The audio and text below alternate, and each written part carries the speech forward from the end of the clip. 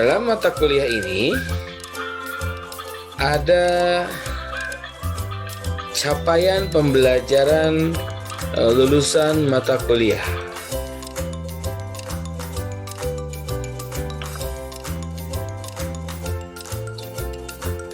Yang ke-1 ada sikap yang diharapkan dari teman-teman sebagai seorang mahasiswa, sebagai kalangan yang terdidik di perguruan tinggi.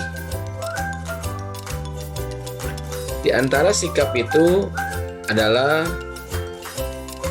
menunjukkan sikap sopan santun kepada dosen maupun kepada teman. Kemudian laksanakan tugas yang telah ditentukan dengan penuh tanggung jawab, menghargai keanekaragaman budaya, pandangan, agama, dan kepercayaan, serta perbedaan pendapat dalam diskusi. Bekerja sama dan memiliki kepekaan sosial serta kepedulian terhadap masyarakat dan lingkungan. Menginternalisasi nilai, norma, dan etika akademik dengan disiplin atau tepat waktu. Menunjukkan sikap tanggung jawab atas tugas yang diberikan secara jujur dan mandiri. Dan terakhir, menjunjung tinggi nilai-nilai etika akademik dengan mengenakan busana yang telah ditentukan, yang sesuai dengan norma-norma adat dan terutama norma-norma agama. Kemudian yang kedua, ada capaian pengetahuan, yaitu memahami apresiasi dan ekspresi sastra Indonesia dalam bentuk lisan dan tulisan, serta penerapannya. Capaian yang ketiga, keterampilan umum. Di antaranya adalah mampu menerapkan pemikiran logis, kritis, sistematis, dan inovatif dalam konteks pengembangan dan implementasi ilmu pengetahuan dan teknologi yang memperhatikan dan menerapkan nilai humaniora yang sesuai dengan bidang keahlian Anda. Kemudian, mampu menunjukkan kinerja mandiri, bermutu, dan terukur. Terakhir, mampu mendokumentasikan, menyimpan, mengamankan, dan menemukan kembali data untuk menjamin kesahihan dan mencegah plagiasi. Kemudian yang keempat, yaitu capaian keterampilan khusus, yaitu mampu mengaplikasikan teori dalam pembelajaran bahasa dan sastra Indonesia pada pendidikan dasar dan menengah dengan keterampilan memahami apresiasi dan ekspresi karya sastra, yaitu puisi, prosa, dan drama.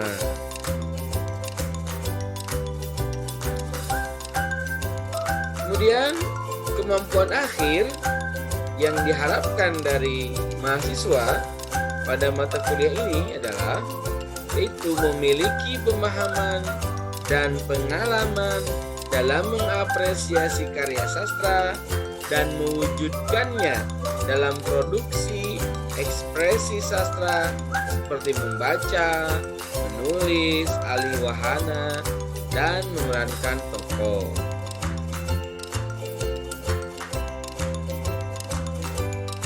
Berikut ini disajikan matrik pertemuan-pertemuan yang insya Allah akan kita laksanakan selama 1 semester ke depan, teman-teman.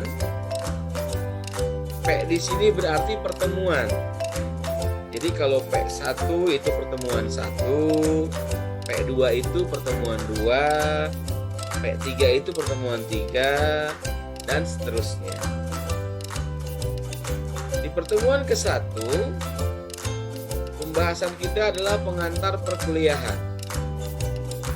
Pengantar perkuliahan diantaranya yang kita bahas adalah kontrak perkuliahan dan juga sistem penilaian.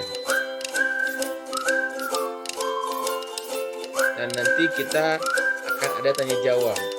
Teman-teman silakan untuk menanyakan apabila ada hal yang ingin ditanyakan ketika sesi sinkronus nanti kita insya Allah bertemu via Zoom. Kemudian pertemuan kedua, agendanya adalah tentang apresiasi dan ekspresi sastra. Insya Allah kita akan membahas tentang pengertian apresiasi, pengertian ekspresi, konsep dasar sastra, ruang lingkup apresiasi dan ekspresi sastra. Ini dilaksanakan dengan cara diskusi. Pertemuan ketiga, pokok bahasan kita adalah apresiasi sastra. Yang akan kita bahas ihwal atau konsep apresiasi sastra,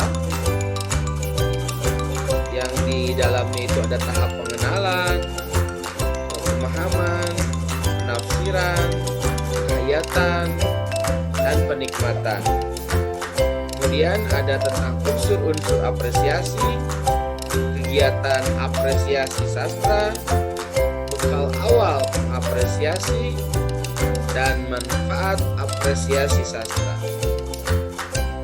Dengan metode atau dengan cara diskusi juga. Kemudian pada pertemuan keempat, pokok bahasan kita adalah ekspresi sastra.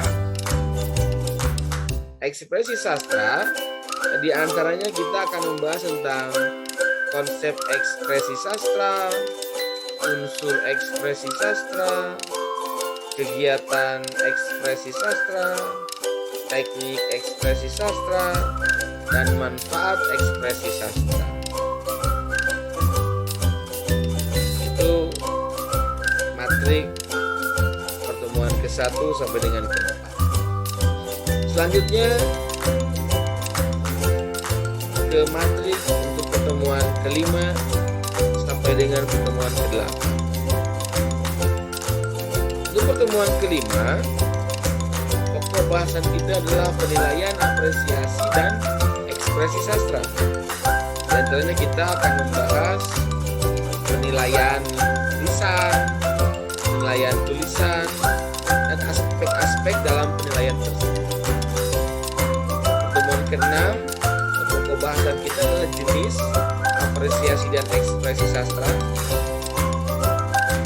Di antara yang akan kita bahas ada kegiatan membaca atau menikmati cipta sastra berupa teks, perilaku membaca, memahami, menikmati, mengevaluasi teks sastra, kegiatan membaca atau menikmati cipta sastra berupa penampilan seperti melihat, mengenal, memahami, menikmati, memberikan penilaian pada kegiatan membaca puisi, cerpen, atau pementasan drama.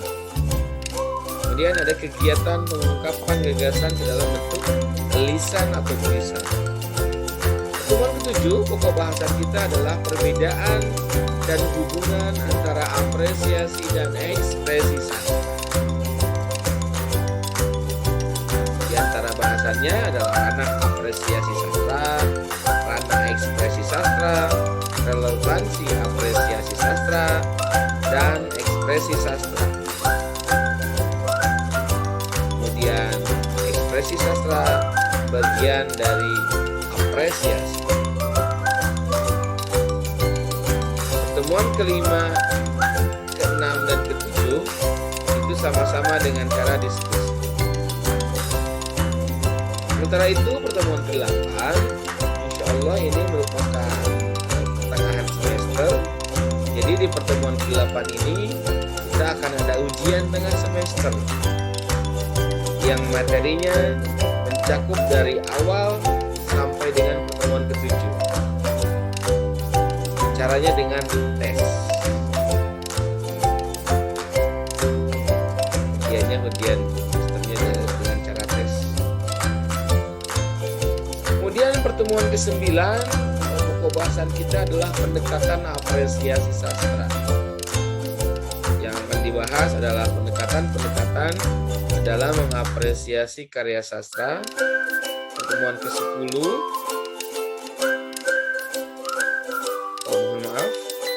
untuk pertemuan ke-9 dengan cara diskusi juga. Kemudian pertemuan ke-10, 11 dan 12. Di sini kita mulai praktik apresiasi sastra. Secara berturut-turut pertemuan 10, 11 dan 12 ada apresiasi puisi, baik puisi lama maupun puisi modern. Kemudian apresiasi prosa dan apresiasi drama.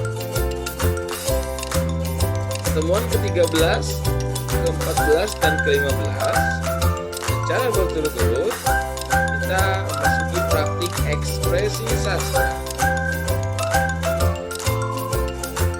Mulai dari ekspresi puisi, baik puisi lama atau puisi modern, ekspresi prosa, dan juga ekspresi drama.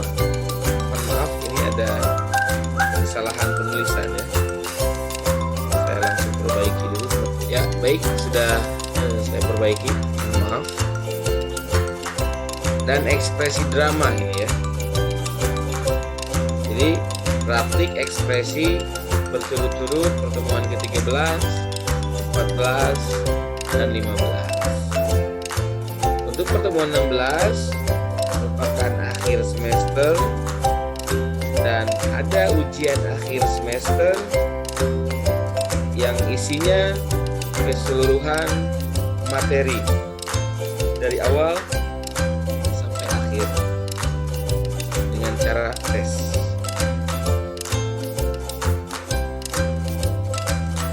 Untuk referensi ada dibagi dua, ada referensi utama, ada juga tambahan.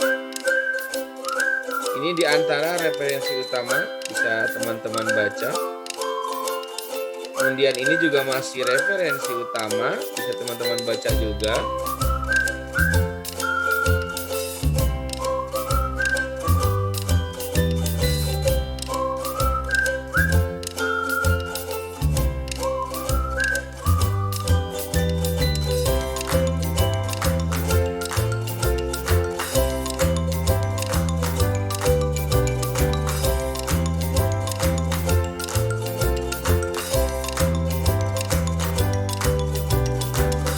Referensi tambahan yang bisa teman-teman baca juga, silahkan cari buku referensinya.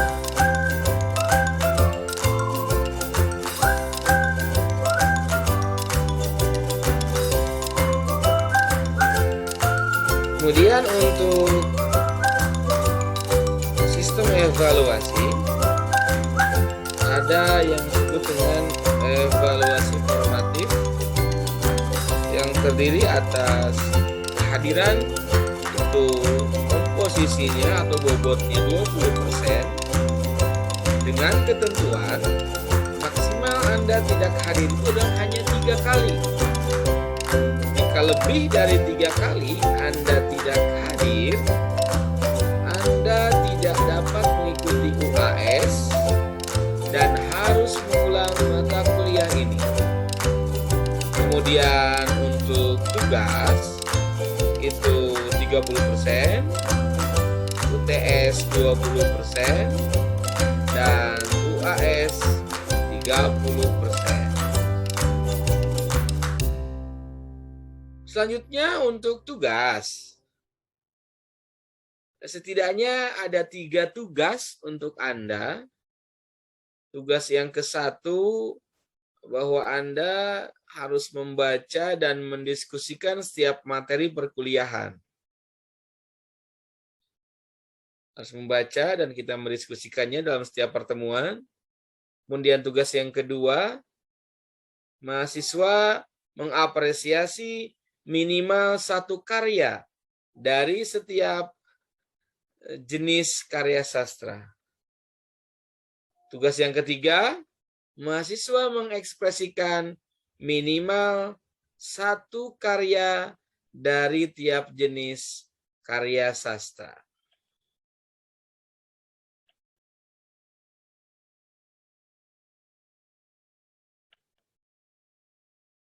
Sekian teman-teman.